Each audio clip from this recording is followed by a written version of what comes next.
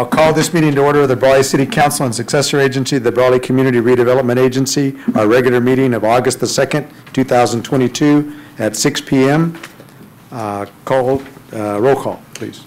The minutes will reflect that all the council members are present. Thank you. Invocation, Mr. Hammond. Let's all stand. Let's pray. Almighty God, I'd like to give you thanks this evening for the many blessings that you pour out on us each day, for your hand of protection that's on the city of Brawley. Thank you for each person who lives in the city of Brawley and for each employee that the city of Brawley has, for our leadership team.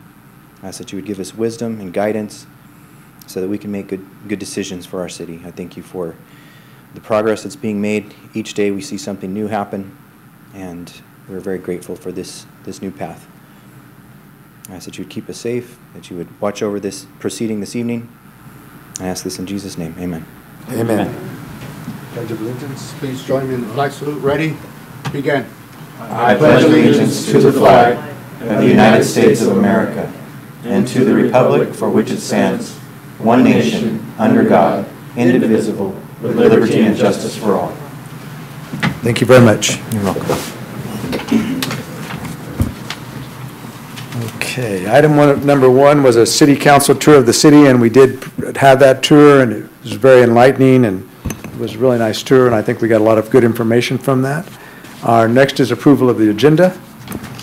Mayor, a couple of comments, amendments to the approval of the agenda. On item 6A, there's an ordinance that was put on your desk in front of you, and also with the packet here that needs to be included with the agenda.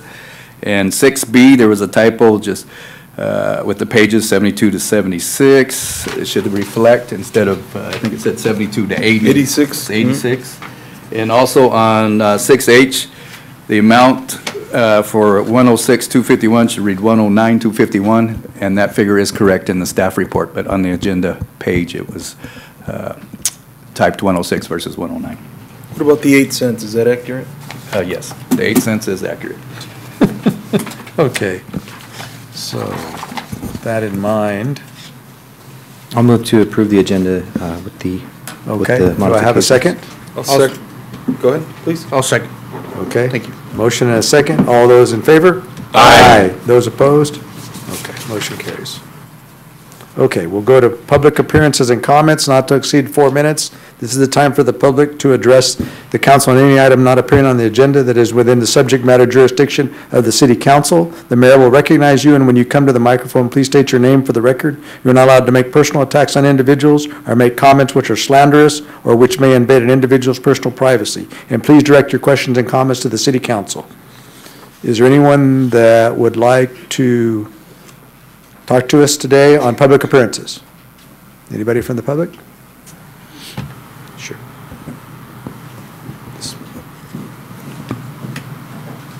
Mayor, council, gentlemen, Detective Schleier from the Brawley PD, but also president for the BPSCA. We want to kick off our annual splash party this year again. We have a set date, August 27th. And so we're still in the beginning stages of the planning, but I just wanted to address this here. So we are looking forward to the community event again. Cool. Sounds great. And so, yeah, we are doing that. Would you please touch base with Grocery Outlet on that event? Because I think they would like to provide maybe some assistance with that. And, yes. And I did talk with them, so. Oh, perfect, yeah. Okay. That's what we're looking for, some sponsors and donations. And reach out to me. I'll do one as well. Okay. So, What's the date on that? I know you're good right now. We're good right now. What's the date again? What's the date on that again? August 27th. August 27th. What's the name of the event? It's called the annual splash party. So because we had it every year, just had to pause it for the COVID. Absolutely. Okay. Thank you very much. Thank you. Thank you. It's always good to see you. Look at you. You look great, by the way. Oh, thank you. Yeah, Thank yeah. you. Likewise. Yeah, no, thank Official you. belt buckle. No, he's done a good job. He's lost like, I don't know, 30, 40 pounds. It's good. He looks great. Yeah. 30 pounds. 30, 30. Yeah. Good job. Okay. Any other public appearances? If not, then we'll go to our item number 4, the consent agenda. and I will entertain a motion to approve that. I'll make a motion to accept the consent agenda as presented. Do I have a second? Second? Okay, I've got a second. All those in favor? Aye. Those opposed? Okay, that carries. Okay. Now we'll go to item number 5. As soon as he comes back up here, we'll have the city manager report. Tyler? Going once, going twice. Apologies, Mayor, we were having some technical That's okay. difficulties. It's okay. Nothing to report at this time, thank you. Okay.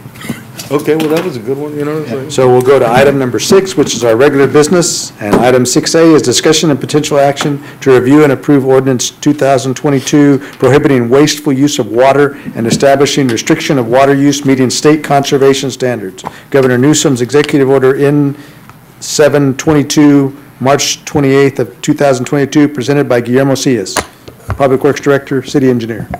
Guillermo? Good evening, Mayor, members of the council, Guillermo Sillas, Public Works Director. The item that is presented to you is the potential approval for the ordinance prohibiting wasteful of use of water and establishing pretty much a water conservation measures. Due to a state governor executive order, it is mandated to implement mandatory measures to reduce and conserve water compared to the year 2020.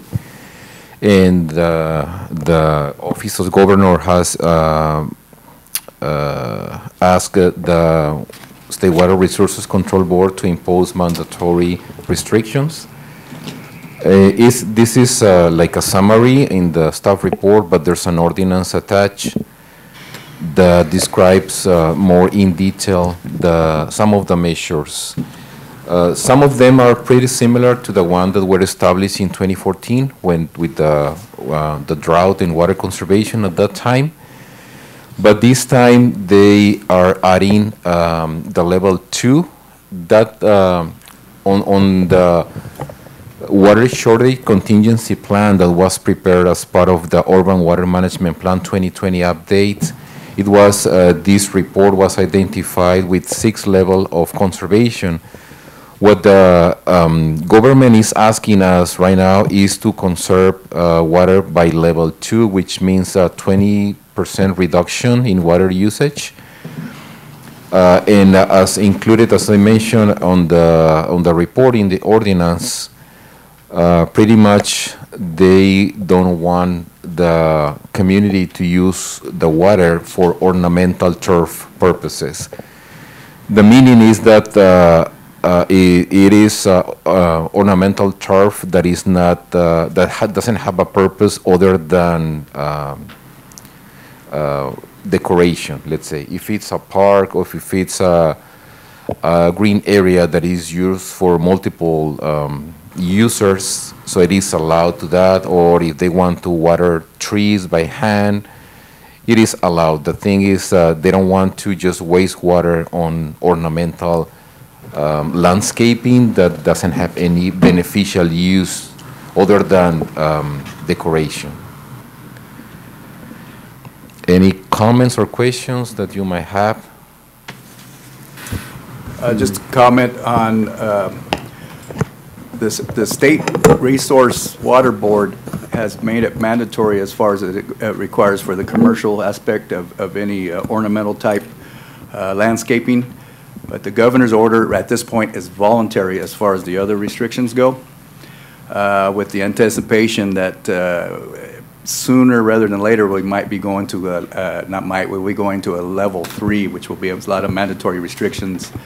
And I believe it's, we'll bring back the details at that time, but roughly it's a 30% cut of water. At this point in time, we don't have to cut the watering of the parks because it is a community service, but that might be different down the road. So those are some of my comments on that. Maybe we can just promote Yes. water conservation without Right. having to cut. Yep. And, you know, maybe suggest times to water. That might be better, you know? Right. so things We like will that. publish on the city website, and we will do inserts on the water billing for education purposes. Right. Pretty much, you know, try to conserve waters as much as they can.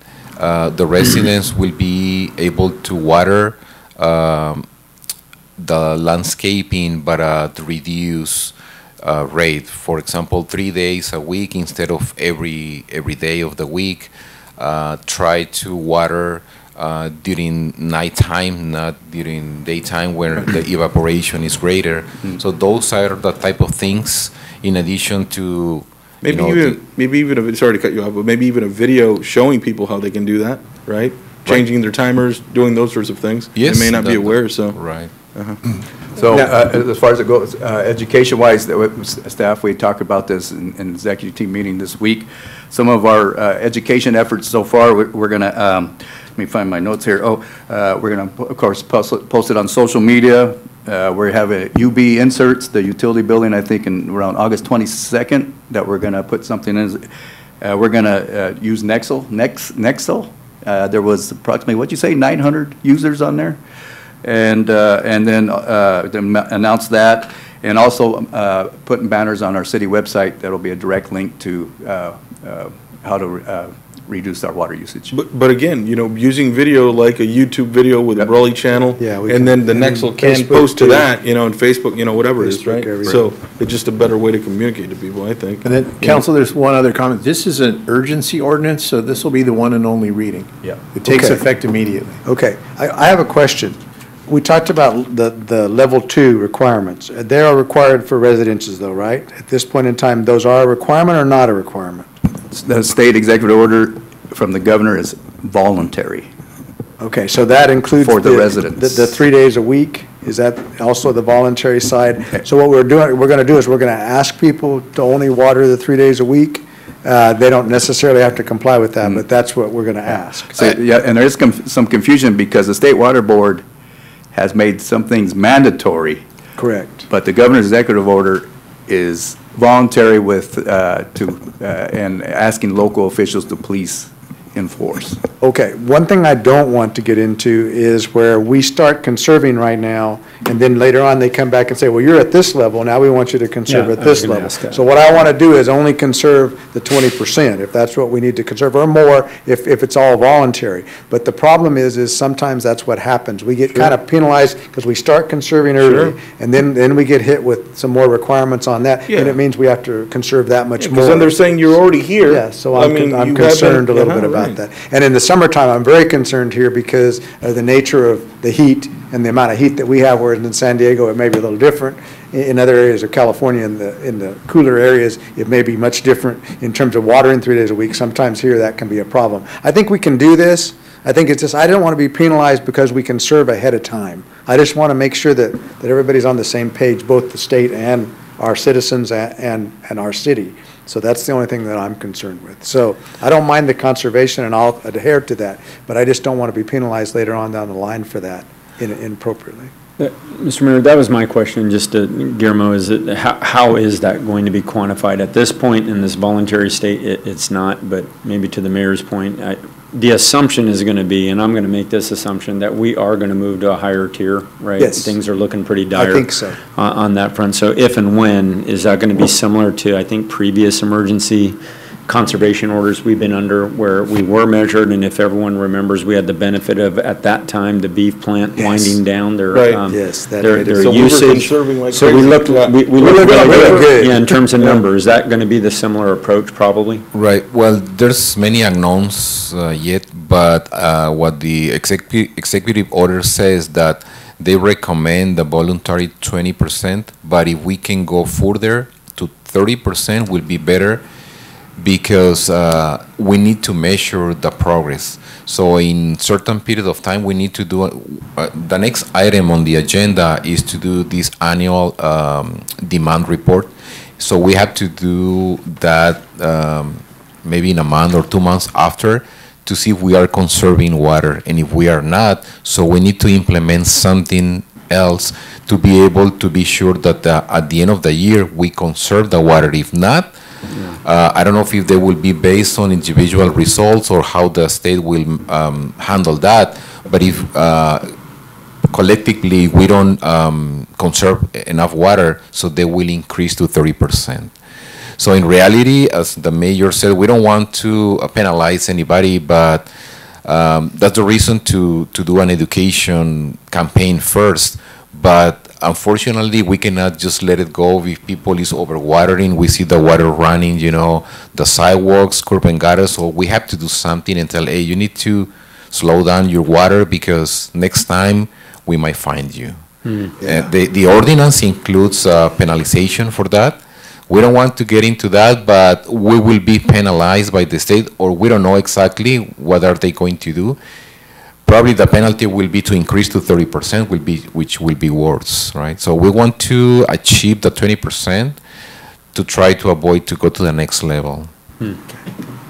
As long as they start from square one to then and not start square one here and then start on us again as we move down through this, I don't have any problem with it. But I have a problem with it, but there's not much I can do about it. Right.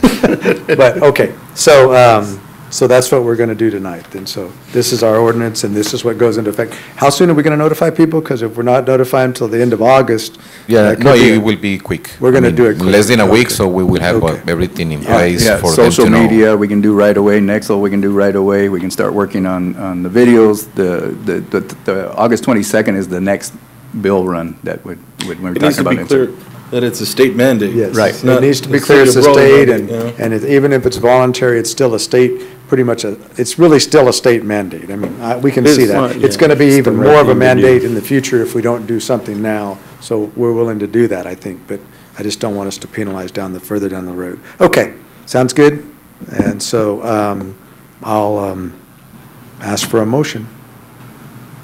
I'll make a motion. Okay. Do I have a second? I'll second.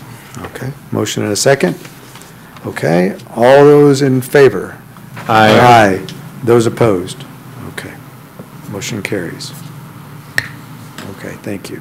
And now then, we have 6B, discussion and potential action to review and approve proposed amendment number 2 of the City of Brawley Professional Services Agreement with Lee and Rowe Incorporated to prepare an annual water supply and demand assessment in the amount of $10,378 and total contract not to exceed value of $61,485 presented by Guillermo Cias. Yes, as mentioned before, Lee and Rowe prepared the Urban Water Management Plan update in 2020 and another section called Water Shortage Contingency Plan that was submitted to the Department of Water Resources. And they are requesting that as part of this water conservation, so we do an annual water supply and demand assessment to review past uses or demands from water that will serve as the basis, to compare the water conservation. We are asking Lee and Rowe to help us with this little report that they have to fill out from, water usage tables, prepare that information. That also is helpful to supply our future or during this year water demand to the IID that is also requesting that information. So this item is for Lee and Rowe to help us to prepare that information and to be able to submit it. We are a little late already with the Department of Water Resources. They requested by June 1st, but these things are new, so in reality we were not well informed about these requirements that are included on the plan. Okay. So we need to take action to approve the proposed amendment number 2. Make a motion to approve. Okay. Do I have a second? Second. Okay. I have a motion and a second. All those in favor? Aye. Aye. Those opposed? Okay. Thank you. Thank you. Thank you. Okay, item 6C is discussion and potential action to adopt a resolution of the City Council of the City of Brawley of California adopting the proposed citywide surplus property and equipment policy presented by Carla Romero, Finance Director, City Treasurer. Carla, you're up. Thank you and good evening. I have a few items, so let me make myself comfy. Yeah. See? So the first one is another policy. I mentioned during the last meeting that we are on a surge to create policies and procedures to give proper guidance to staff and address some of the kind of issues that we're having within the city and streamline processes wherever possible. The city currently does not have a surplus property and equipment policy. And so what is happening is we have a lot of unused, older, outdated, not functioning property located throughout the city in various locations. The government code section that references the city's ability to dispose of property purchased with public funds is Government Code Section 37350, and all it states is a city may purchase, lease, receive, hold, and enjoy real and personal property and control and dispose of it for the common benefit. While that statement doesn't really give us a lot of guidance, it just tells us that we could develop our own policy and procedure, doesn't tell us about threshold limits, how we can dispose of anything. And so what we did as an executive team and say, okay, we have a potential problem. We don't have a lot of extra space, and we want to address this storage and have a policy and procedure in place to do so. And so that's what we're here tonight to discuss with you. So again, the goals of the policy are to provide some guidance, reference the government code section, minimize the number of obsolete items that are in storage, and ensure we have compliance with any regulatory requirements that we have. And that is in particular to grant funding. So a lot of times if you purchase something with a grant, there's a statute where you have to keep it for a certain amount of operable years. And so that would be something that finance would be verifying before we dispose of that type of equipment, depending on how it was purchased. We did do some extensive research in trying to formulate a policy. We did a lot of internal review and discussion with the executive team, comments, of course, from our city attorney and our external auditing firm to make sure that we were referencing all of the appropriate possible scenarios within the city. It is a policy that would be approved via a resolution, so amendments would be easy going forward. It, similar to the other policies, would require an annual review. We are proposing to do all of our annual reviews in the month of December to bring you one comprehensive report and say these have no changes, these do, here's the proposed changes, and you could kind of look at all policies at one time. And the guidelines within the policy have certain thresholds. Our current capitalization threshold is $5,000 per item. So a computer, for example, is less than 5,000 items, so we wouldn't capitalize that particular equipment. But if you remember, a couple of months ago, we took advantage of the community event where we disposed of a lot of IT surplus equipment, and we brought you a specialized or a very specific resolution because we didn't have a policy. And so what we're trying to do is avoid having to bring you a resolution every single time, but instead to have some guidance regarding the equipment that is unused by the city. These are the thresholds, so anything under $1,000, a city manager would have the ability to dispose of, and we'll talk about the different disposal methods next. And then between $1,000 to $3,000 would require the city manager and the city attorney as an independent party to verify the estimated value, which would come from either a Cali Blue Book, a comparable website, or like you see the fan there on the right. We probably don't want to donate that, or maybe it's not as safe to give it to anyone. Maybe somebody will pay 50 cents for it. I don't know. I'm no fan of that thing, that's for sure. And yes, so just kind of showed you some pictures of what we're dealing with throughout the city. I want to thank Anna in Public Works because she did go out and take a lot of these pictures for me, because a picture tells 1,000 words, right? It tells probably more of a story than I'm able to do so here in front of you. And of course, anything over 3,000 would require city council approval. So for those, we would bring you the form that is attached to the policy and ask for your approval and provide you the proposed disposal method as well for anything over the 3,000. Okay. City council may amend these thresholds if you wish. You may lower it, you may decrease, you may lower it, you may increase it. But these are our initial recommendations. I think as we start to dispose of some of this, we may come across some maybe hiccups or maybe obstacles, and so in December we may ask for an amendment, but at this time, this is the city manager and I discussed these potential thresholds. Yes. Sorry, a question. How often do you think we'll hit that threshold of 3,000?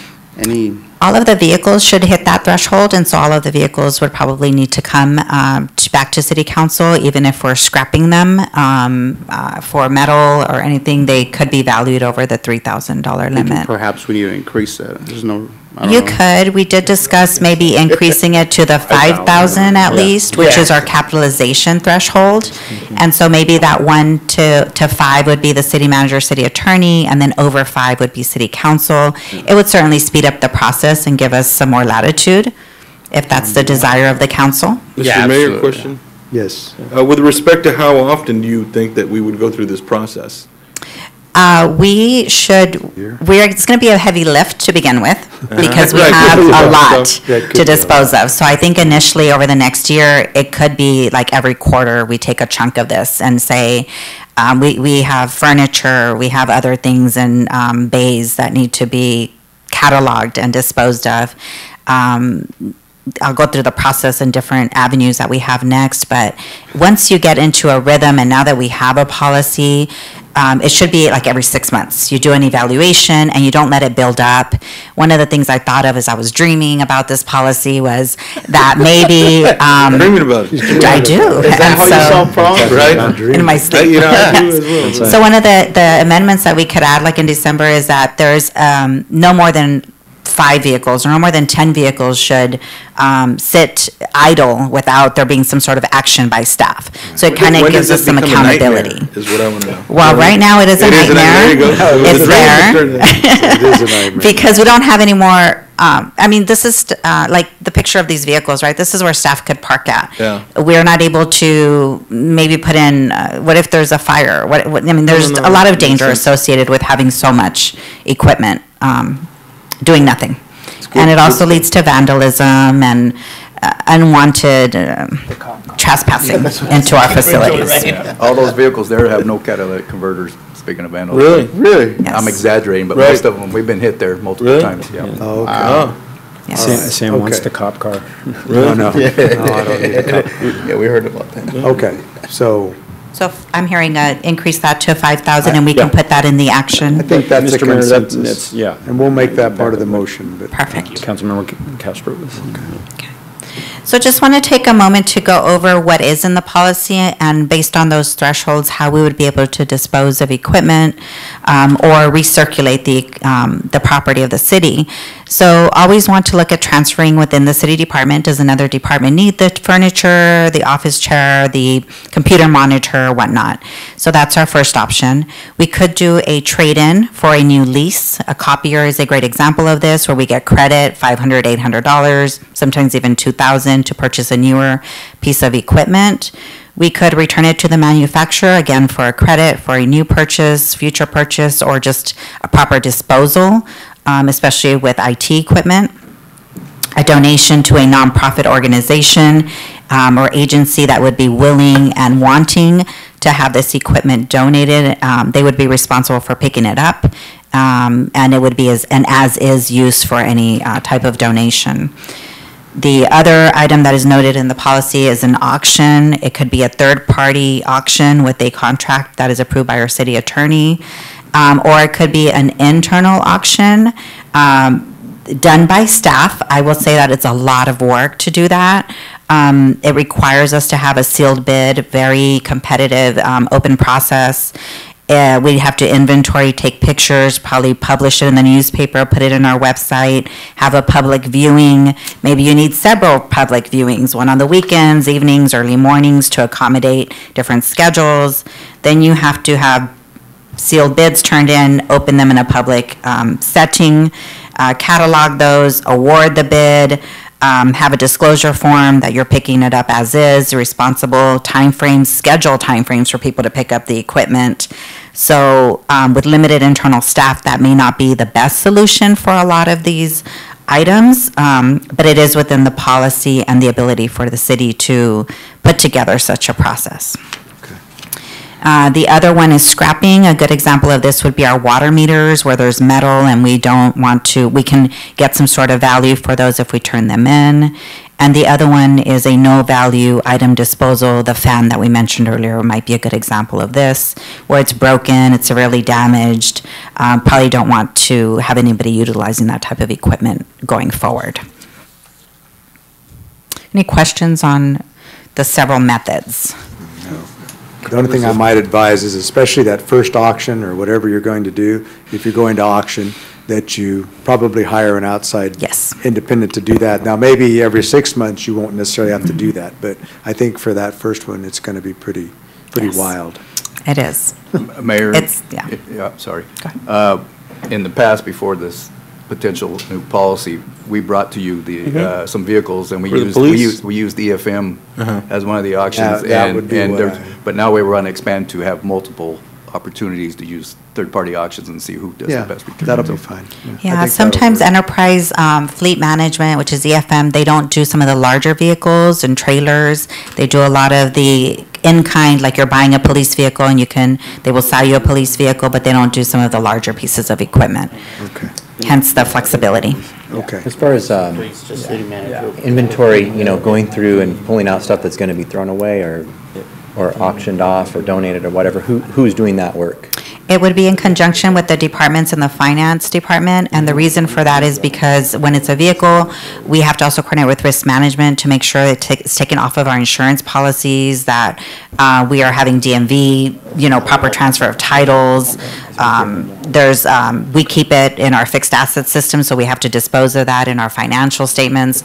So if you notice throughout the policy, finance is heavily involved in the process, and it's mostly because it's regarding money and disposal of equipment and proper fiscal oversight. Cataloging of everything. Yeah, but it is a collaborative effort, and that's why the initial onset of producing or coming up with this type of policy really required a lot of attention from all the departments, because every department has something that at some point will be disposed of. So it's important to give them flexibility, but also for them to have guidance and understand how they can do that properly. Carla, the funds raised, potential funds to be raised, are they even worth the trouble? Good question. I want to get rid of this stuff, but I'm saying Yes. there are options to just donate it to some nonprofit or something, like all of it, instead of having to deal with all this trouble? Yes, you could do a combination. It doesn't mean you have to select any one. So maybe the furniture we donate, maybe the vehicles we auction, maybe the broken stuff we catalog and dispose of it, where we ask Republic if we can take a trailer full of that type of stuff, like we did with the IT equipment that was outdated. So it could be a combination. If we do have incoming funds, which is a great question, then they would go back to where the payment was originally made out of. So a lot of it would go back to the general fund. I guess my question is, we're using city resources, right? We're spending money to make money. Are we going to spend more than we're going to make? That's where I'm at with this. So like a vehicle auction, since we have so many, my recommendation would be to do a third-party auction with a contract where they come pick up everything. They catalog everything. We do a transfer of title, one sale. It's just a third party that handles it. And yes, they're going to charge us a fee, but is it a percentage? It depends on the contract. I think Bill's currently reviewing that. Typically, it's a percentage. Percentage of it is typically, yes. If I may, Carla, Councilmember Castro, you have two people that aren't here on staff that aren't going to do something that's a losing deal. No, I know that. But we want to have all options available to get the biggest return we can. And if something is not going to be cost effective, we won't be wasting the time. Yeah, no, absolutely, and I trust you guys with that. But definitely on some items for sure, we wouldn't. The best method is right here under the trash can. So what about that fan? You think it's? We do have typewriters. That's a nice fan. The question I have is, do we have to be careful about gift of public funds? Yes, it has to go through one of these processes. I can't just say, somebody in the finance department wants the typewriter. Yeah. No, it has to go through this process. Okay, Yes. and That's what the and policy I think when you start donating, you have to be careful too, because then it can be viewed as a gift of public funds, depending upon how it's going to be utilized by whoever you donated it to, and there can be some other questions. I think inexpensive items don't seem to enter that picture as much as, say, more expensive items like vehicles and bigger equipment and things of that nature. So whenever you donate anything from the city. There would have to be some kind of a resolution on the council's agenda where the council finds it's in the public benefit to do that. Right. This is that if the council makes a finding that it's in the public benefit to do it, for whatever reason, because we don't need it anymore and this is a nonprofit that's going to put it to good use, then you make that finding, then it's okay. But just to randomly give stuff away is a big problem, and we won't be doing that. I know that. And whether it's being donated or sold or thrown away, it still has to be cataloged, right? I mean, all that labor still has to go into it. Yes. Right. Yes. You have to keep track of it all. Yeah. But now we have a policy. Yes. Okay. And we try to do the At form least that's that's a good attached, we start. try We to didn't make it have as that. simple as possible with the different thresholds, but yes, it does require documentation. Okay. Any other questions? No. Okay, then I'll accept a motion to adopt the citywide surplus property and equipment policy with the $5,000 increase to the one threshold. And so I'll accept a motion. How does can we clarify on the, are we increasing like 5,000 for It would city be- manager approval? Yes, it would be the Like both. the It would be second? the second level and then the third level. So, And it's the $5,000 for the city manager and the city attorney to approve. And, yeah, two, And not and or, s- yeah. Not and, or not or. What about the And. first 1,000? The first 1,000 city manager approval. So we'll go to 3,000 for city manager and then 3 to 5 city manager and attorney? Oh, that's up to council's. That's up to the council. We only talked about the 3 to 5. That was That's all, what that I'm was su- what that's we I'm discussed. suggesting. I mean, I don't know if you guys are okay with that. What do you guys, Does that streamline the process? Yeah, whatever is Even more. appropriate. it could. A lot of the items under 1,000 are mostly like desks, chairs, typewriters, computers, printers, things of that nature. And so that $1,000 threshold is within that range. Covers a lot. Yeah, it does. It covers a lot of equipment. Yeah. And I don't think it's going to be a very involved process for Tyler and I to approve these things. I mean, it's going to be, yep, Yeah. Yeah. Staff would provide a picture, let's say, of an item or a group of items, as you see on the screen here, for a visual verification if the city attorney and city manager desires. the council approval takes work because we have to do a staff report and a resolution and this and that. Yeah, I'm just trying, I wish to streamline this as much as possible. Just Tyler sign off on it, where obviously he needs your expertise, bring you in, but $3,000, it's nothing at this point. I mean, that's easily be checked off by the city manager. what's the council's pleasure on that one? So clarification I don't have a for motion. the Could we get that council. back up on the board? Yeah, you go that side. The first level is Right there. a city manager. Okay, so you're talking about level one. Level 1 to 3,000, and then 3 to 5, obviously include, that, I think that would just further streamline it. I mean, just trying to help you as much as possible, and there's a lot of junk, and there's no reason to get so technical with it. A So lot of we'd it's put the trash. 3 for the first one, we'd go to 5 on the second one, and then over 5 comes to us. That's up to the That's- council's discretion. What do you guys think? Yep. Sounds good. It's fine Fine with by that. me. Okay, then I'll accept a motion to that effect. Yep. You made the motion. I'll make a motion to approve with the modifications to 3,000 city manager approval, 3 to 5,000 city manager and attorney approval, and city attorney, and then 5,000 on city council. 3 to 5,000, right? 3 2 to 5,000, Yeah, correct. that's what he said. Yeah, I thought- Okay. I'll second that motion. And there's a second. Thank you. Okay. All those in favor? Aye. Those opposed? Okay, motion carries. All right, moving right along to 6D, discussion and potential action to approve first reading of ordinance of the City Council of the City of Brawley, California, amending Chapter 21A of the Brawley Municipal Code regarding purchasing and contracting procedures, presented by Carla Romero. Thank you. So I misspoke at the last meeting. This is a first reading of an ordinance, so we couldn't put it on the consent calendar. And without the approval of the first reading of the first ordinance, then the resolution is null and void as well. So the next two items are just basically the purchasing policy that was presented to you during 2 study sessions, during our last 2 previous council meetings. There are no amendments, no edits, as presented. So there's no, it's 6D and E, both of Yes. those. Okay, I'll accept a motion to approve both of those. I'll make a motion, and just referring back to, it was thoroughly discussed, and if being no changes, this is the first reading, I'll make a motion that we move forward. Okay, do I have a second? I'll second that motion. Okay, I have a second. All those in favor? Aye. Aye. Those opposed? Okay. Both of those.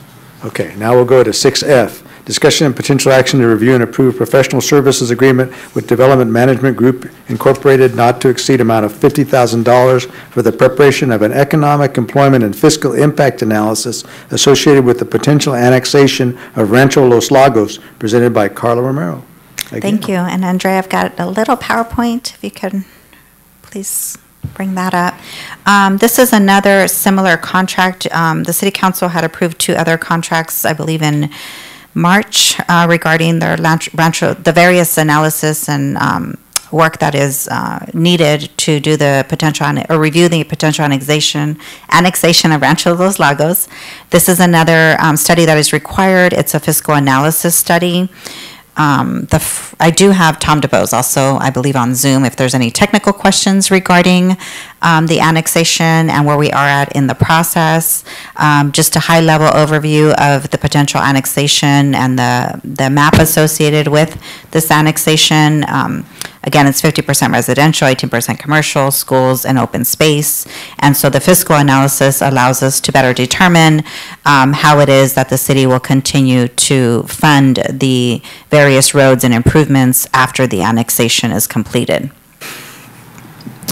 The the fiscal analysis would be done by Michael Bracken. He would be the principal consultant doing the fiscal analysis with Development Management Group. It will take about 52 weeks to complete. The contract amount is $50,000 with a 10% city administration fee charged to the developer. So it's the oversight plus the contract, and that's the amount we would be collecting 100% and paid by the developer. And billed on a quarterly basis to them.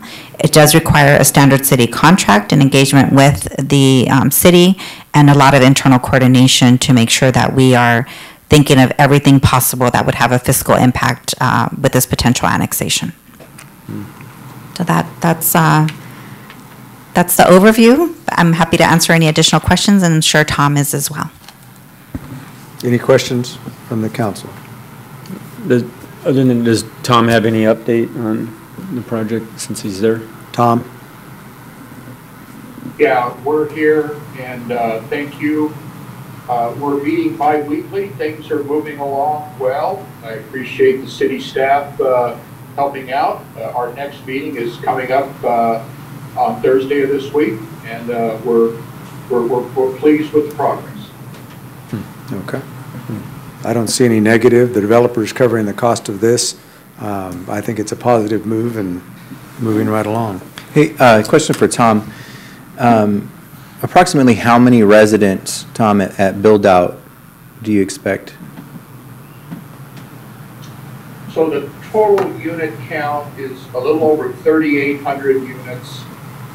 So I'm not really sure what the factor is here in the north end or in Brawley, but that's probably 2.6 or 2.8 people per household on an average. And so, 8,000 or 9,000 people could be added, years down the road. If I may add to that, Tom, thank you. Councilmember Hamby, we have a lot of parallel paths that we're moving down with this project, since it is a very big project. One of those is negotiating with the county and through LAFCO on a master tax sharing agreement. And one of the data points on that, out of that, is for the north end for Brawley. I think it was like 3.75 per household, roughly. So it could be anywhere from 3 to 4 per household times 3,800, roughly. So that's quite a few. It's 30 to 50% of the population.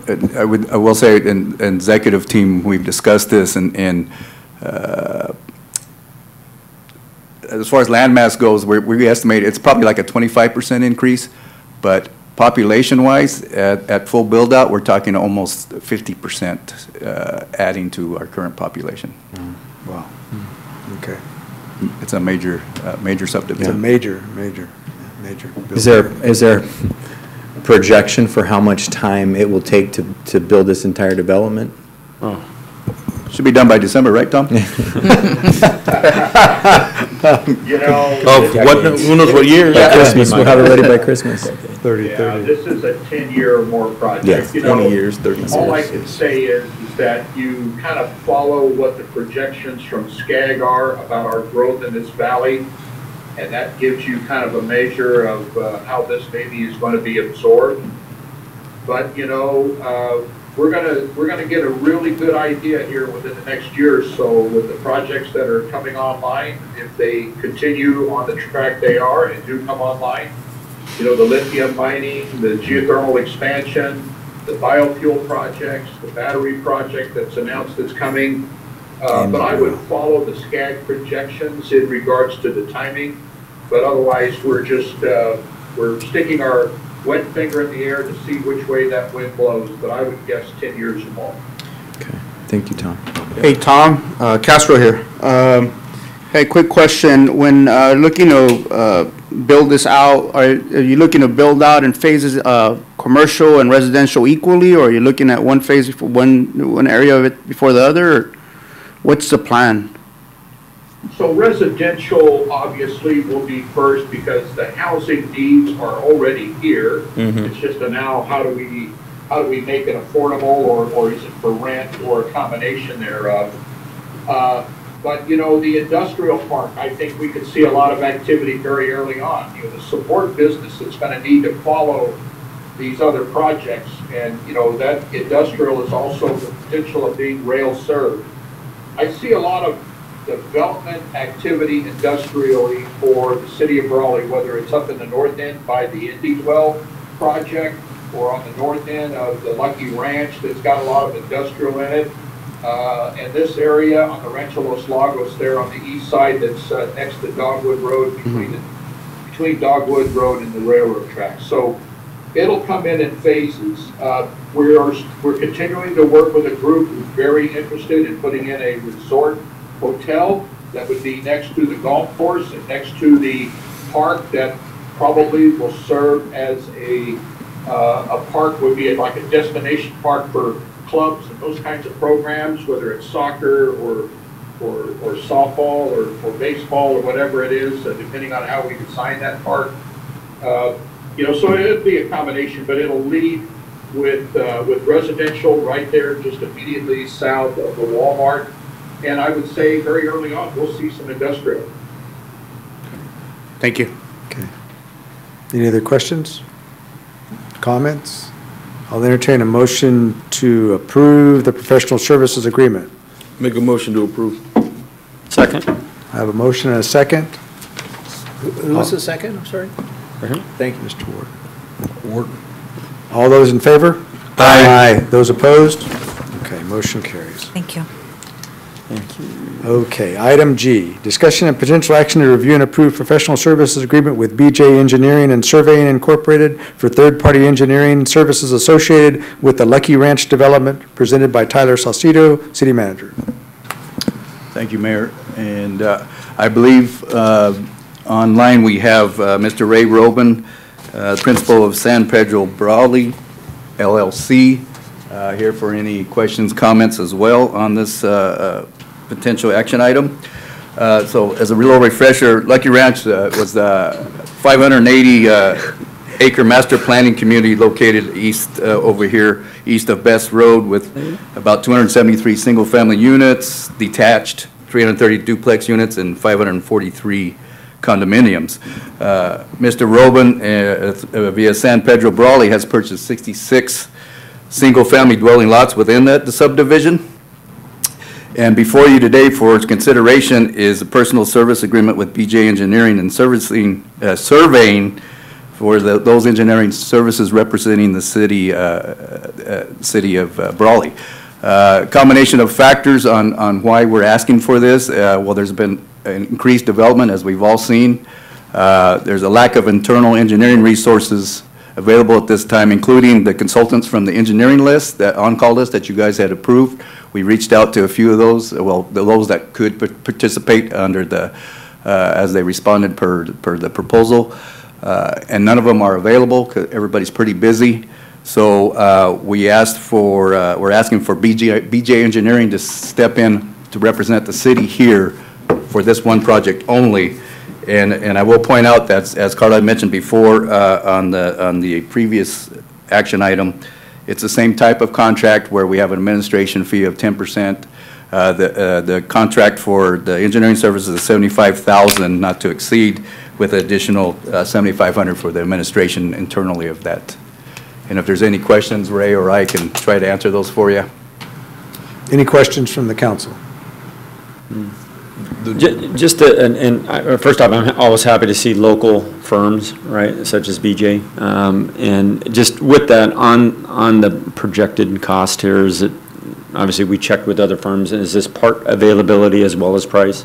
Yes. So, okay, I figured that was balanced, so I just wanted to ask that. And good to see Mr. Robin, again, looks like a good background there. I don't know if that's Imperial Valley. Not right now. Behind now, it's a little clear up here outside the air conditioning. And then he's outside. Yeah. Not sweating. Or So, and the funds will be deposited in advance? Yes, and will be- yes, we'll always work off of deposited funds, which is, yeah. All right. Mayor, I'd like to make a motion to approve. Okay. I'll I have a second. motion, I have a second. Any other questions? All those in favor? Aye. Those opposed? Okay. Motion carries. Good to see you, Ray. Thank you, Ray. Mr. Robin. Okay, item 6H, discussion and potential action to review and approve professional services agreement with Pixabytes Solutions Incorporated for installation of video security system providing 24-hour security of more than 10 city-owned facilities and grounds, and authorize the city manager to execute said agreements of project contract amounts totaling $109,251.08, presented by Tyler Salcido, city manager. Yes, thank you. Game changer. Somebody can operate the slides for me. Can you do that from back there? Okay. Also online, I believe we have Armando Jaramillo with Pixabyte Solution, and did Matt from Verkada ever join? For any technical questions on this, they're available. So if we can go. I'm here just in case. Okay, thank you. First slide, please. So what we have before you is action to fund some security cameras throughout the city facilities. We've been hit pretty hard over the last year plus. The city facilities are vandalized constantly. We'll be showing you a couple slides here. This is over between the finance and library on the inside there. That door's boarded up because it was vandalized, broken a while back. There's urination, defecation constantly in this area. The other was a week or two ago, there was a nice little fight out there between some persons. Is it a sanctioned? No, I didn't see what's his name from UFC there, but Dana White? we've also had staff harassed there by these folks. Yes. Next slide, please. Here is the library, 8 times in this last year alone. Wow. Broken windows. Do we have pictures of the parks? Let's see, moving on. Yeah. Yeah, graffiti. Bathrooms destroyed constantly. Destroyed Constantly. We have an estimation of, low in my opinion, of this last fiscal year alone of over $62,000 worth of damage. Yeah. And that's low, because we're not capturing everything. Right. But it's constant. Is that a happy face that they left there behind the? No, that's where the urinal was. Oh, yeah, Well, no, but they put a little they smile there. put a yeah. smiley I guess you face gotta have a on target to aim at, I don't know.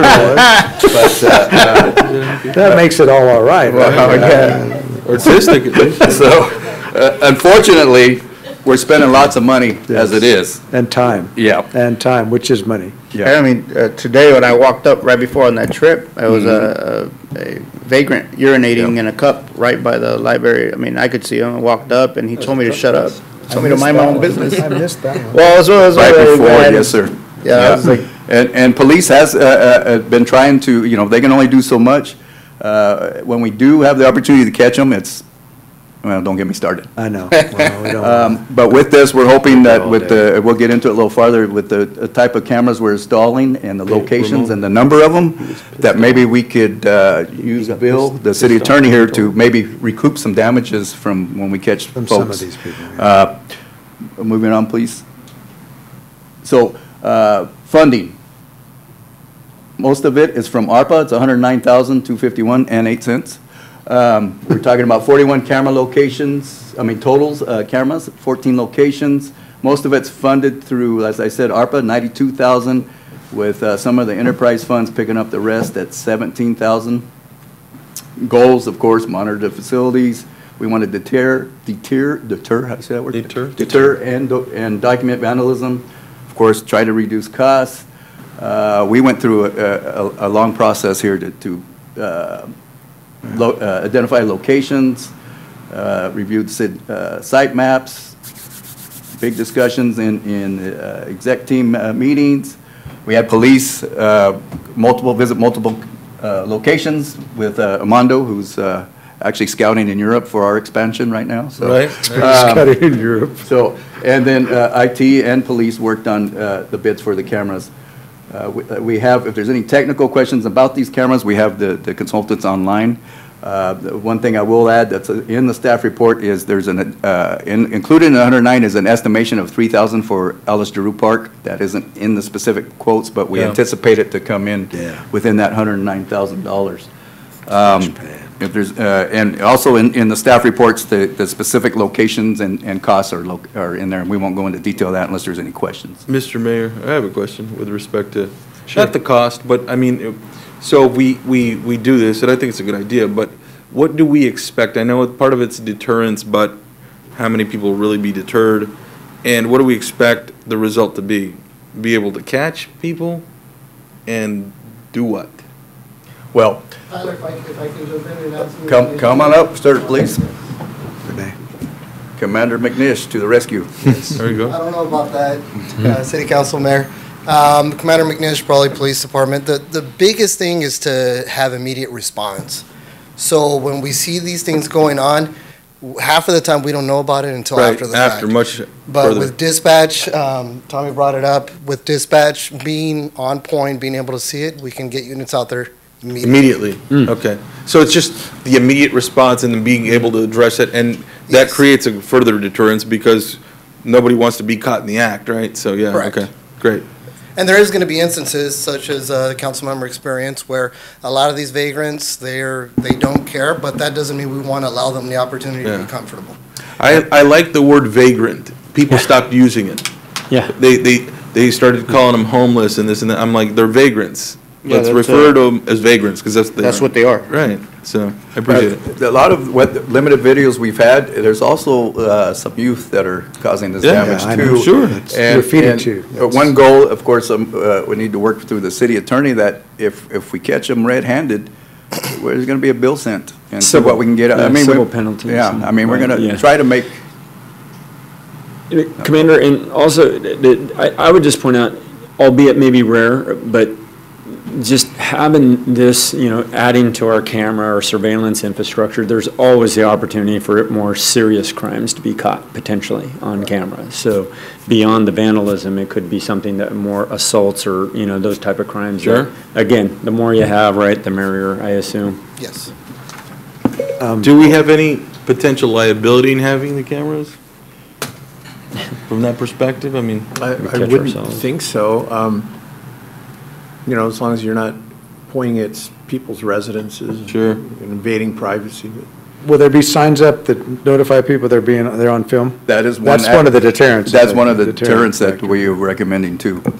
Yeah, okay. And I think, I guess my only concern would be, and I'm assuming we look into that, is how well these cameras will adjust to being outdoors in 110-degree heat. We do have, maybe, Mr. Mondo, you could answer some of those questions. I have notes here. They last about 10 years. Warranties for one set of cameras is 5, and for another set are 10 years. Okay. But, I mean, so if they last for 5 years, even if it deters half of the vandalism, I mean, if they pay for themselves, We pretty recoup our much. money. Yeah. I'm assuming the cameras will be vandalized too, Right, I was probably in gonna the say long that. run. Oh, they so, I are. mean, Is there any kind of discount for my brother's replacement building cameras? My brother's building, some hype went back there and painted the camera with a roller, and then went to go steal. Yeah, and my stuff happened to be out there, and they stole my stuff. That's pretty imaginative. Yeah. Like silly screen. Oh, well, okay, so I'll entertain a motion to approve this. I'd make that motion. I'll second the motion. Okay, I have a motion and a second. Okay, all those in favor? Aye. Aye. Aye. Okay, motion carries.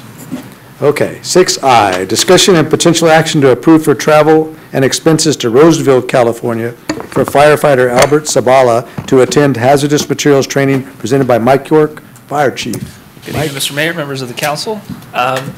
It's my pleasure to report one of my staff members went and sought out grant funding and enrollment in this class. This is hazardous materials training. These classes aren't exactly rare, but due to COVID and other issues, we haven't been able to send somebody for quite a while. With all the turnover in my department, the number of hazardous material technicians that I have has become an issue. So Mr. Sabala saw this, sought out grant funding. These classes are $1,600 to $1,800 per week, so tuition's paid for.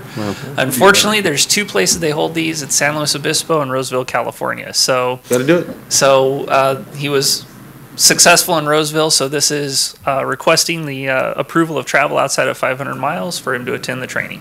Mr. Mayor, I'll make a motion to approve. I'll second it. Just to be clear, sorry, this is like a 4-week, and this motion covers all 4 weeks? Yes. Yes. It'll be back and forth, so. Motion, Yes. Second. Okay, all those in favor? Aye. Thank you. Thank you. Thanks, Chief. Motion carries. The voices blend in. Are we out of letters? I know. I think we're out of letters. Okay, no, we're not. Where am I? Now we have J, 6J. Discussion and potential action to approve resolution of the City Council of the City of Brawley, California, appointing members to the Brawley Airport Advisory Commission with terms ending June 30th, 2024. That's 182, 186 of your agenda. Good evening, Mayor and council members. Tommy Garcia, City Manager's Office. Yeah, we have the appointments that were up in June for some of our boards and commissions. So again, the first one, item J, is the Brawley Airport Advisory Committee, and there's 3 positions there that are open for renewal. And with those, we have 3 submissions. These were also, put out in circulation and advertised. And with that, we received only 3 It's 183. notices of interest, and those are 3 reappointments of current advisory commissioners already on there. So the first one, give me just 1 second. Mr. Mayor, do you want to? Mr. Kelly, Mr. Osterkamp, and Mr. Floyd, or do you want to go? I think we need to do one item at a time, and the reason why I say that is many of these are reappointments, but there are a couple that have, I think, more than one person applying for the position, and they're not all reappointments. But I think So- the airport isn't, right? The So we airport can is, knock that out. we can just Yeah. knock that one out. In other So words, you're referring, I'm sorry, You're to doing- this one in particular, all 3 at once, or? yeah, I think make we a would do motion. airport all 3 Yeah, at once. to approve the reappoint the 3 individuals, I believe, Mr. Kelly, Mr. Osterkamp, Mr. Floyd, to the Airport Commission. Okay. All That's my those, motion. do I have a second? Second. Okay, I have a second. All those in favor? Aye. Okay. Next That's item. done. Okay. Now, K is discussion and potential action to approve resolution of the City Council of the City of Brawley, California, appointing members to the Brawley Library Board of Trustees with terms ending June 30th of 2025. That's 187, 191 on your agenda. Okay, again, there's 2 positions for that are up for renewal, and the only letters of interest we got were from 2 current members asking to be reappointed. Okay.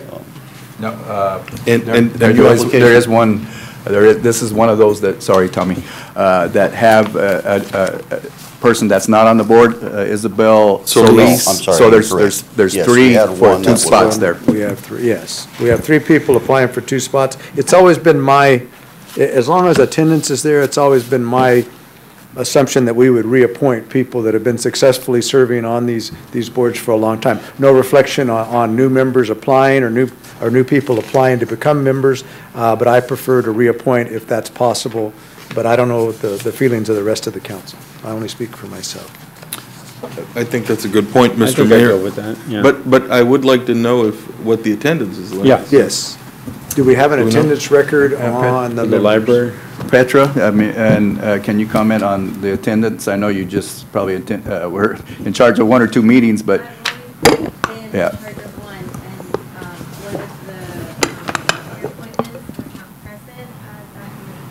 Okay. We do have current board member Liz Lawrenson that could comment. And I know that this board member does attend on a Yes. very regular basis, so Oh, yeah. would you like to comment on attendance? I mean, it's up to you. The attendance of, I think Mr. Revelar is the other, and he's a new member. he's a new member, and there's been 3 meetings that he was at 2 of them, and he had an excuse for another.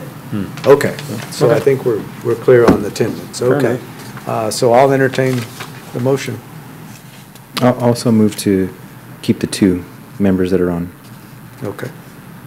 I guess Do I have a second? I forgot Second. You've been in those. Okay, I have a motion and a second. Yep. All those in favor? Aye. Those opposed? I would just like to add the comment, I think Isabel Solis is a great candidate Yes. as well. And if there Yes. is an opening in the future, to please consider her. And she might also want to consider looking at additional appointments in Sure. other commissions that we're on, that we're working. Yes. I don't have any problem with that. Okay. Okay, so, and now then we go to item L, which is discussion and potential action to approve the resolution of the City Council of the City of Brawley, California, appointing members to the Brawley Parks and Recreation Commission with terms ending June 30th, 2025. And there are 2, are those 2 reappointments? Those are 2 reappointments for the 2. And as far as we know, positions that are- attendance is okay on those? Yeah, as far as we know, and speaking to, she's not here tonight. but I know. Yeah, she's not available. She's not available. But Mr. Hamby, I believe, sits on that commission, and he could probably comment on that. On the 2 people?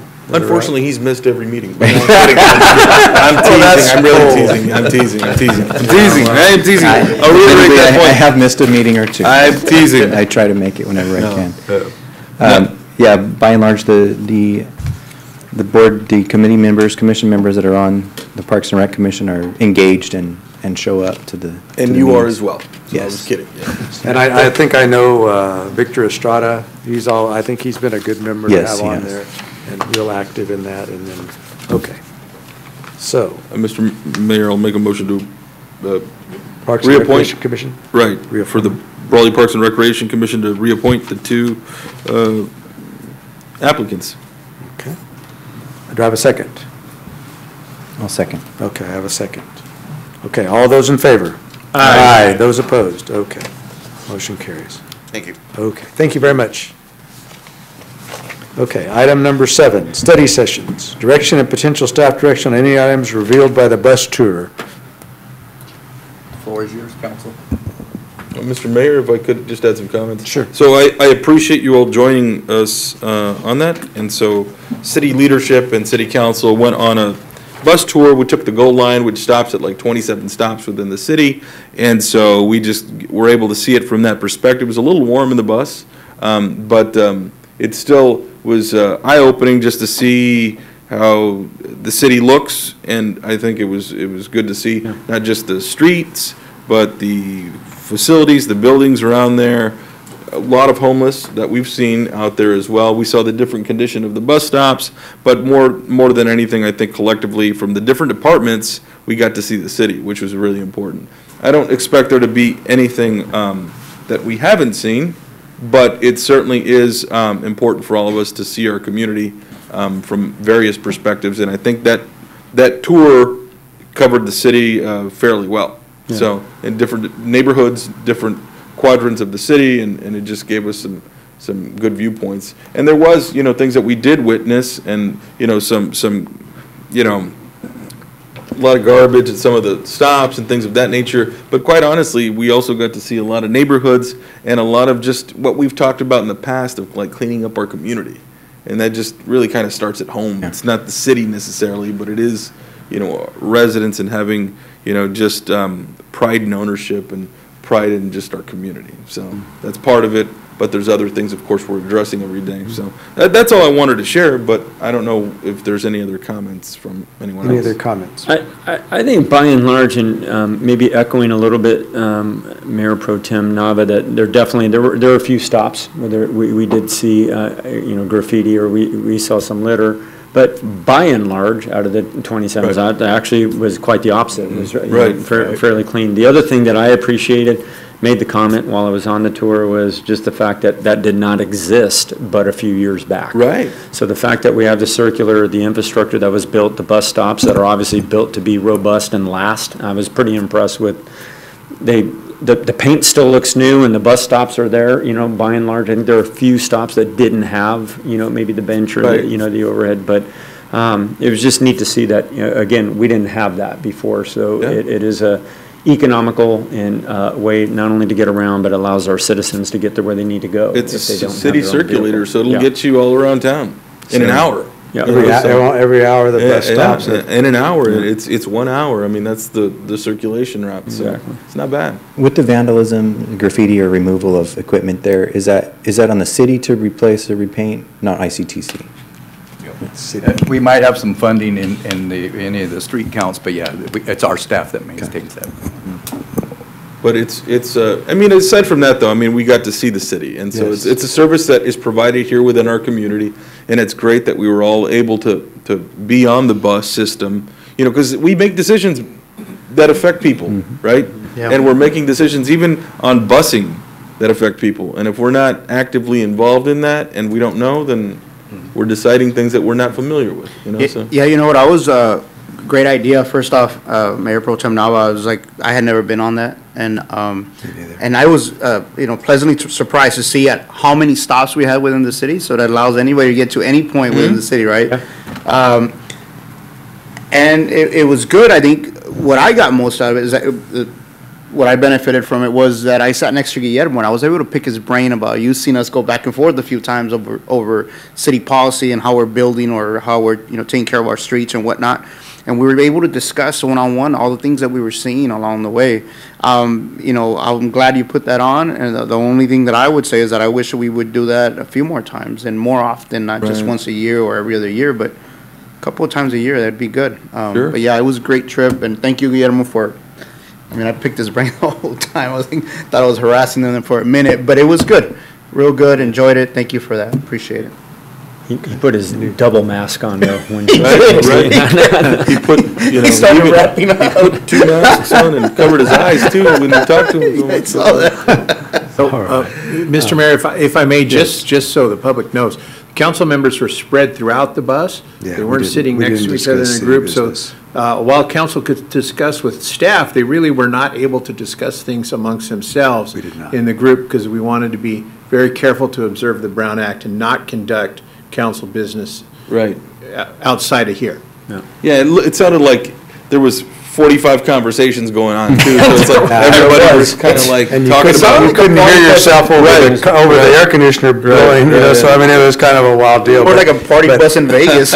We just needed to party here. I had never been on the bus, Well, and you're missing I out. noticed there were no refreshments, but other than that, everything else was okay. There's Wi-Fi on there though. But I was proud to go around the city of Brawley. I'm always proud of the city of Brawley, but I drive around a lot in the city of Brawley, and so, but taking the bus tour is a different experience, and I would ask everybody that wants to do that, please do it, because I think it's important. You see some things in Brawley that you may not always see on a regular basis. I will say to those that think that Brawley has a problem or we're dying or whatever, is if you go out and take a drive around Brawley and hit those streets on those bus stops, you'll see a lot of construction going on. You'll see a lot of people painting and doing things to homes, rehabilitating areas, a lot of infill construction and a lot of new construction and businesses, you know, that take pride in their facility and the way they look and all that kind of thing. So I think we need to be proud about that and be happy that Brawley is moving forward. And we see a lot, Indie Dwell is working on their site. We have housing going in all different kinds of places, apartment buildings for dwellers, that income eligible people that can afford certain housing is going in. And we see some real action on all these developments that we have here. So I think that's important. And I think that was something that was conveyed to me by the bus trip. And also, I was proud of how we do look, because I can tell you, I drive around El Centro and I drive at the other cities in the valley, and we look better than a lot of them do. I mean, and I can tell you that. And so I think we're doing a good job with the graffiti and some of the other things that we do, even though we have a problem with that, I think, and maybe that's youth and other things that are going on, but I do think that gets the job done, and we seem to be doing the job out there. So And not I'm only very that, pleased with that. Mr. Mayor, but now the camera systems. Yes. And then we do have a good graffiti abatement Yes. person who's addressing that. It's like all those little things that we've been working on It's just, it's all coming together. Little But- things come together for the Yeah. city. I think you're going to see a lot of development in the next 5 years, 10 years. Yeah, I think you're going to see a absolutely. lot of things happen here in Brawley that you've never seen before, and I think that's going to be very important. It's a good point. All right. You Okay. can, you can take credit for it too, Mr. Mayor. Yeah, well, It's part of it, You know yeah, what I mean? part of, yes, It's part of for it. a few yes. months. Thank you. Right. For a few months, yeah. Be nice. Okay. Okay, now, item number 8, departmental reports. Update on upcoming construction projects and grants presented by Guillermo Cias. Go ahead, Guillermo. Yeah, that's, I know. That was a good one. I didn't want to laugh. That was a good one, yes. Good evening again, Mr. Mayor, members of the council, Guillermo Sillas, Public Works Director.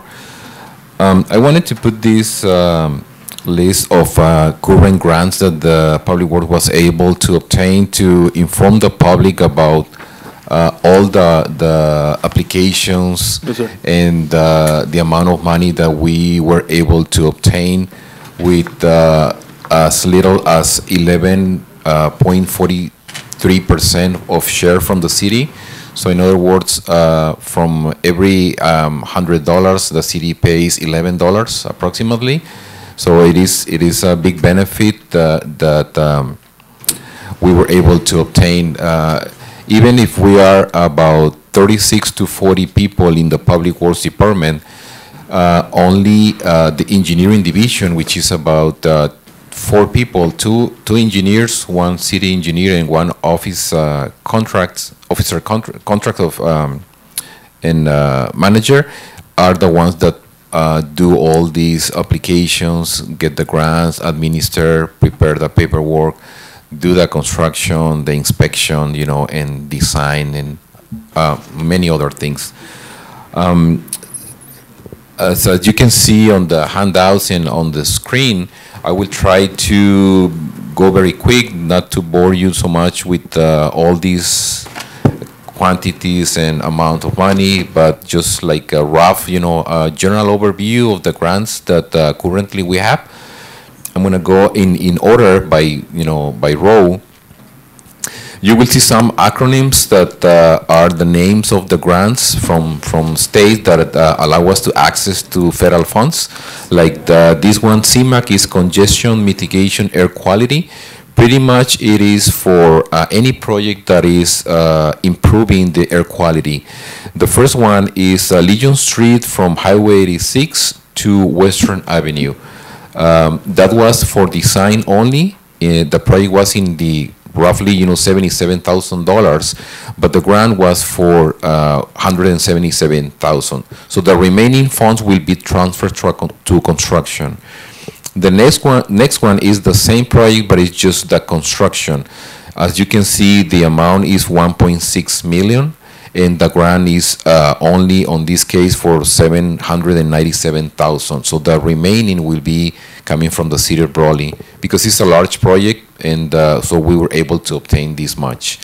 The next one is another CMAQ project, but it's Western Avenue from Legion Street to Wildcat Drive. That is for the design only in the amount of $94,000. The grant was for $177,000. It is complete, and currently we are in the process to start construction, and we will advertise in 2 weeks. Legion and Western at the same time. This is new streets. And Western, as you can see, the cost is 1.8 million. You're very welcome to stop me at any time and ask any question, or if you want me to go slow down, you know, as you wish, we're good. right? Go right on. Okay, it's just that Right there's along. like 16 grants, so I don't want to, you know, want to be quick. Go ahead. So the participation from federal funds is $784,000. Again, it will be advertised in 2 weeks. The next one is related to Western Avenue, which is the undergrounding of irrigation ditch associated with Larigo Ranch subdivision in the amount of $400,000. This project will be constructed bundled with Western Avenue, and it is expected to be reimbursed by the developer of Larigo Ranch for the construction, because the grant does not cover utilities. The next one, STBG, is Surface Transportation Block Grant. Is a grant that we were able to obtain to do the design and construction of K Street from Highway 86 to 8th. We were driving around that this afternoon on the bus. And so there's, by the Whittier School, we will be improving the area of the bus shelter that has a failure on the street.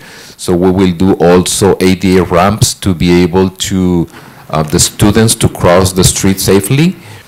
And the design was in the amount of $60,000 with $52,000 participating with federal funds. The remaining $8,000 is from the city. The next item is the same street, but will be for construction.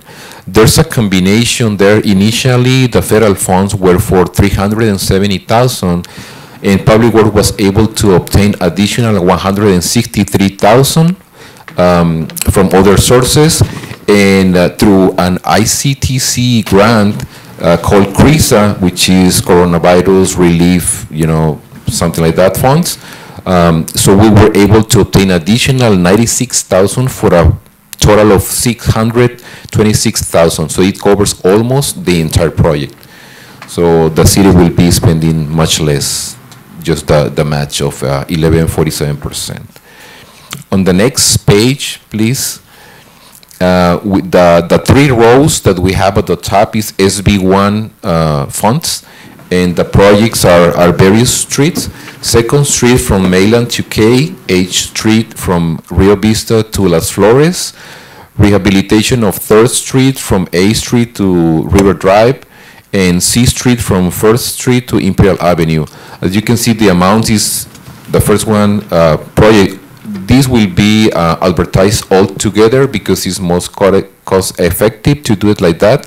The cost will be lower because contractors are able, to do more at the same time. So mobilization will be savings, traffic control, survey, things like that. So the first one is in the amount of $645,000. The next one, $332,000 and $823,000 for C Street.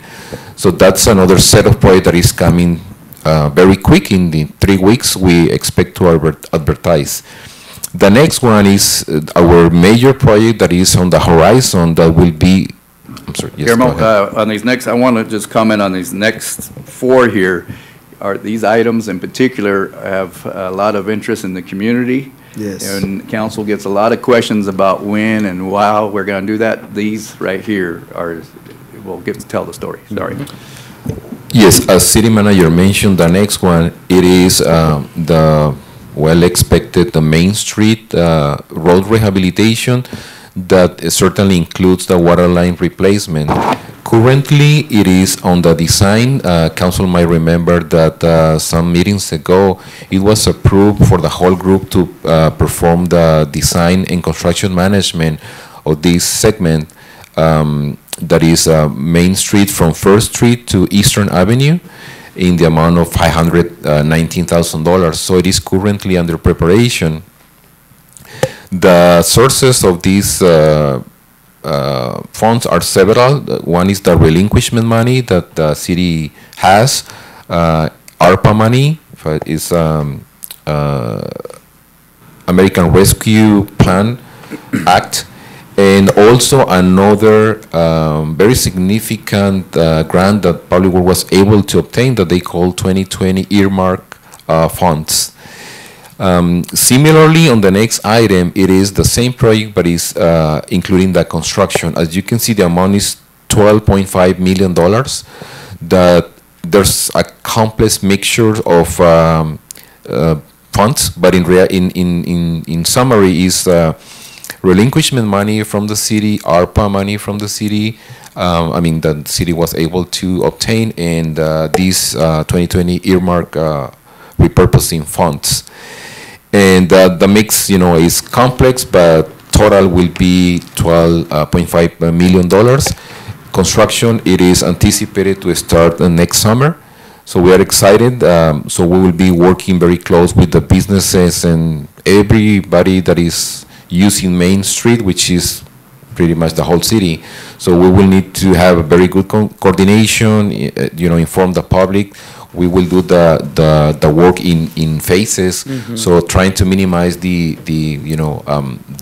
businesses and, the traffic in general. That's really important, 'cause Right. we already, there are those constraints. Calexico, as an example, has a lot of constraints with their construction, so I want to make sure that we don't have those issues here in the city of Brawley, or minimize those issues here in the city of Brawley. Right. So we anticipate to hire a consultant to help us with the construction management, because we want somebody, 100% of the time dedicated to that project and be able to coordinate with everybody, that requires coordination. Yeah, that's going to be very important. Will that basically zero out the relinquishment fund? Yes. Pretty much, yes. Short answer is yes. Right. Okay. Yeah, but it will include nice features. Hopefully, we can replace some medians, so we can redo some handicap ramps, make it more friendly, crossings, Main Street. Hopefully something, beautiful landmark or something like that. I'll bring it back up, but I brought it up, and I was criticized by some people here, but with respect to, a landmark sign in downtown, I think would be really important for, welcome to Brawley or Brawley, just like other communities have. Totally support that. That would be great. Yeah. Tyler, guys, and then I know we discussed this on the bus tour as well, and we discussed it in your office, Tyler, about including possibly in these studies or redoing this Main Street area, eliminating some of the stoplights and, possibly roundabouts, even one to play around with it to see what that would do for our city. I mean, I'm really interested in moving in that direction. That's been proposed, and there is a study that's already been performed that we took part in about 15 years ago. And so it has been. I look at Main Street and especially certain areas where it used to be high traffic because the highway would go through here, right? Now that it's, we have the bypass, a lot of these areas you stop there and you'll be at the light waiting, no cars. And so obviously it'd probably be more beneficial. And I'm thinking we'd save some money in the long run, to get rid of these lights and put in some roundabouts. There's a study, it has really impressive graphics in there as well. I'll get it in your hands. It's probably the downtown specific plan. Yeah, I think it is downtown specific plan that we have it in. So just check it out. Thank you. Okay. Okay. We will try to incorporate some of those ideas. Unfortunately, we don't have much time, so we need to have this project, the design, ready by December to be able to submit the application to get the approval to be ready by next summer. It seems to be a lot of time, but in reality, it's not. It's very quick.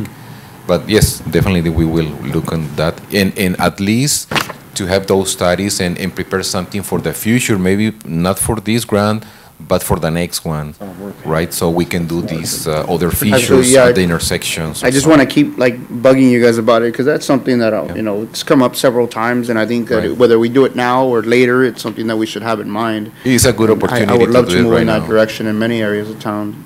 We're only going to get to do it once in a long, long, long, long time. So we better think about it, That's important. Yeah, thank you. Okay. Moving right along. So the next one, you also are familiar, is the traffic signal synchronization and intelligent transportation system for design and construction.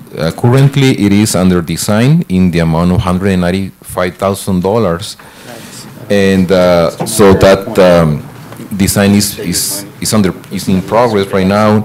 And we are hoping to finalize by the end of this year and to be able to apply for the next grant. I mean, the grant is already, with the city. It's just that we need to submit the paperwork in the amount of $847,000, and the grant was for $700,000.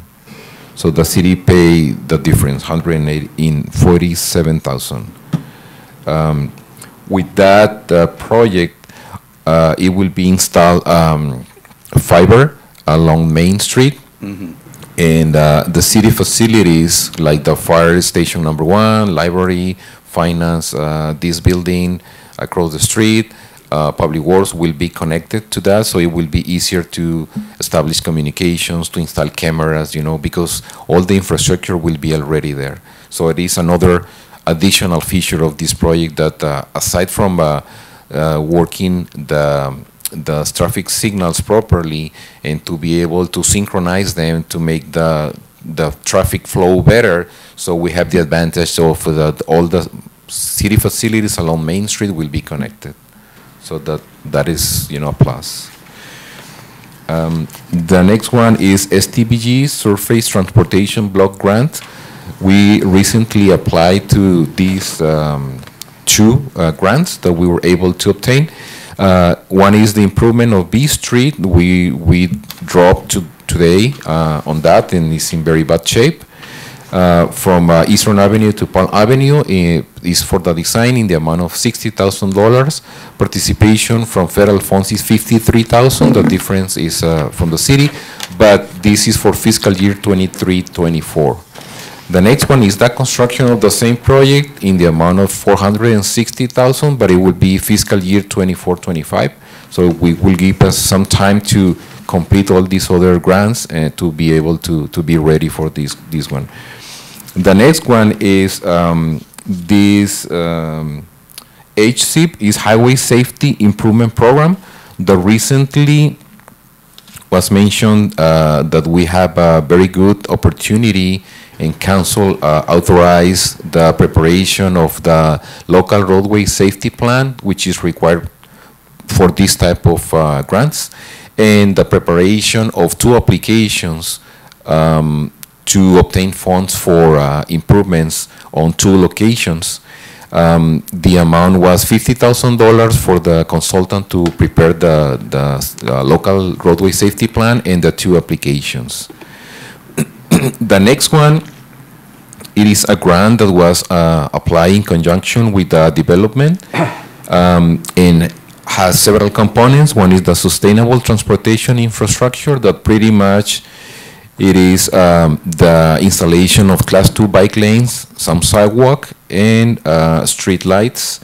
And there's another portion that requires the purchase of 30 vans to be able to implement a ride-share program by the developer, but the city is responsible for the acquisition of that.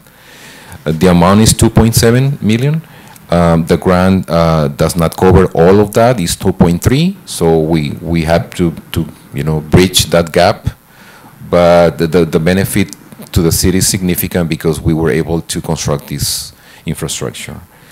The last one, it is Federal Aviation Administration is to reconstruct the runway 826 in the design phase in the amount of $363,000. The grant pays for $330,000, and the remaining $33,000 it is from the city entitlements. And we are right now in the process to prepare the SOQ to select the consultant that will be doing the design. Sorry to be that fast, but it's a lot of information. If you have any questions, I will do my best to expand. Any questions from the council? I think it was very thorough. Thank you. Yeah, thank you. Good. Thank you for reading fast. Thank you. I added it up. I think it's like $24 million in projects, roughly. You probably know the number, but it's quite a bit. Across almost 20 projects and improvements, and 90% of which, also ran that real quick, is grant funding. Right, so right. I mean, that's major improvement in our community, so it's like. Pretty impressive. When people talk about roadway improvements not taking place, I mean, this is just a fraction. Think of all the other things that we have over the past 10 years, so, yeah. Absolutely. Thank you. Thank you, Gary. Thank you very much. Thank you. Okay, we'll go to item number 9, informational reports, and unless people, I think, have questions about these, I don't think we're looking at these. Item 9A is update of City of Brawley declaration of local emergency as a result of the COVID-19 pandemic. I think that's all continuing, right, Chief? Okay. And then we have 9B is the monthly staffing report for August of 2022. That's in your package. And then C, the June 2022 record of building permits is also in your package. And there's a lot of the building permits out there. So that's what we saw during the bus tour, I think, very evident. So if anybody has any question about that, we'll call somebody up. If not, we'll move on. And to item number 10, which is our city council member reports. And I'll start with Councilmember Hamby. Thank you, Mr. Mayor. I just want to thank George for that opportunity to ride through the city this evening. And also to Tyler and the rest of city management and city leadership for the hard work that you're all putting in. We're really seeing some results in the recent past, and this report of all the grant funding for road improvements is going to make a big difference too. So just thank you all. Okay. Mr. Mayor, yep, thank you. And maybe just to stay kind of general in my report, I've been working on a couple projects, assisting some projects that the PD has been taking on, and some of which I think has already been announced. There's going to be a couple of community engagements, I believe, one at Hidalgo, one at Stockman's Club, regarding the future of the city of Brawley getting involved in the concealed weapons industry. So something I happen to have a little bit of expertise in. So looking forward to that and continuing to work with staff, and then some technologies as well. So I'm sure PD will be bringing those forward in the future. Outside of that, even though it's summer, it's been quite an active time, I think, within our city. So continued discussions with future businesses, potential businesses. Again, I don't want to steal thunder, so I'll leave it at that for some of the, some small and some, again, that we've heard about that are a little bit larger. So again, same thing. I'd like to thank all that staff does and continues to do. I'm looking forward to this fall. I think we're going in with quite a bit of momentum, as already shared with some of the informational reports. So that is all I have, Mr. Mayor. Yeah, I don't have much to report. Just thank you again for that tour to Mayor Pro Tem Nava, and I was again I enjoyed it quite a bit. Thank you to staff as well for holding it down and doing the great work that you do. I hope that folks at home are watching. A lot of the questions that I feel that come in are that pertain to the report that Guillermo just gave, and so I always point folks back, direct them back to city council meetings where it shows that a lot of these issues are being addressed, whether it be a stop sign and a crosswalk or road improvements or whatnot. A lot of it's being addressed here on council, and so, you know, again, I always ask folks to tune in. We've made it as easy as possible, right, to be here or to see what's happening on city council meetings. So I wish everybody to have a safe and happy rest of the summer. Kids will be going back to school soon. You'll see traffic pick up and all the crazy parents out there. Please be safe with all the kids going to school, and you know, it's better to be late than to be sorry. So that's all I have. Thank you, Mr. Mayor. Thank you. Mayor Pro Tem. Thank you. I would like to thank David Aguirre at ICTC, the CEO, and he helped in putting the tour together, and IVT ride and everyone there. So, and of course, city staff for being out there and observing. I know it's a little warm, but it's a great experience just to get out there and see it, the city from that perspective together. I should mention that over the past 2 weeks, I've had multiple discussions and meetings with various players in the lithium energy industry. And so I'm just excited to share that there are some great things that are coming, not just to the city of Brawley, but to the valley. And quite honestly, and I'll say this publicly, the city of Brawley stands to benefit the most. That's just, we are, that is a fact. And so I think we need to prepare ourselves for some significant positive change in our community. I'm excited about it. And, you know, we have one of the players here right near our airport in our industrial area. And so just got to consider they are in Brawley, you know, and so great things that are going to be popping up here in our community. I'm excited about it. I think there's great opportunity for growth here, industrial growth, and for, you know, just even executive growth, like having executive offices for a lot of this industry. There's also investment in the campus for San Diego State here in Brawley as well. And so it's just great things that I think that are going to be popping off in the next 3, 5, 10 years. But quite honestly, it's starting now, and that's no joke. People are here now. They've been working on this for some time. So exciting stuff. I've had some great conversations, and I'm excited to see the change. I also participated at the JPIA meeting a couple weeks back on behalf of the city of Brawley, and so that was a drive to La Palma, voted on behalf of the city, and glad that we made it past that. But I also just wanted to thank the public and everyone. I know it's warm. Have a nice summer. We're going to be dark for the next couple of weeks, or a few weeks, I should say. And so just wanted to wish everybody a nice rest of your summer. Enjoy yourselves. If you can get out and enjoy some cooler weather, please do so. And I'll see you soon. Thank you all very much. Thank you very much. Just a couple of things. I don't want to put anybody on the spot, but I saw two young ladies and a young man come into the meeting. They came in kind of late. I was just wondering why you might be attending our meeting. Well, we had a question. Why don't you come on up, ask the Come on question. up. Don't be shy. I think you missed the public session thing, but we'll be happy to answer a question if you have one. If it's a difficult question, I won't answer it. I'll let the other council members answer it. But if it's an easy question, I'll answer it. So we just want to know why she was going to be working at Parks and Rec as at the summer day camp, and they fired her because they said there was an ongoing police investigation. This is the letter they sent her. And she went to the police station and they said there was nothing, and we have a statement from the police that says there's no investigation. And we're just confused as to how that happened. That's interesting. Okay, yes. I don't know why that would have happened. Oh, yes. And they said she was harassing a city employee, but they didn't tell us which city employee. Well, it's in the letter if you guys want to see it. Well, Mr. Mayor, if I could, Yes. we can't address Yes. personnel items here publicly, right? Right. But we certainly have our city manager here who can help you maybe better understand what's being discussed, not today, not here, but certainly tomorrow. And our personnel. Not to put you on the spot, Mr. And our human resources person is and our here, too. and HR person is here. We can definitely have a conversation. Right. Yes, okay. Yeah. Why don't you guys, And sorry, for the record, your names, please, for. Aislinn Zier and Alexa Reyna. Okay. okay. Okay, Perfect. we'll certainly look into that. Right?